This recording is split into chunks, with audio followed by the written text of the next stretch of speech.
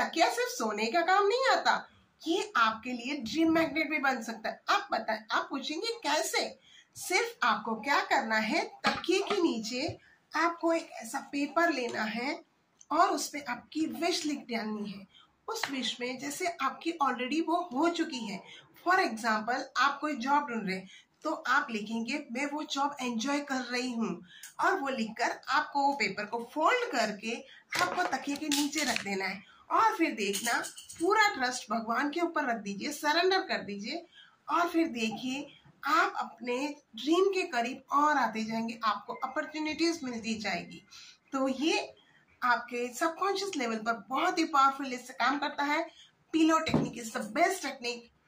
मैं तो हमेशा करती हूँ, अब तक मुझे बहुत सारे रिजल्ट मिले हैं। So thank you so much, love you all. आप भी जरूर अप्लाई करिएगा और कमेंट करिएगा pillow technique. Thank you so much, love you all.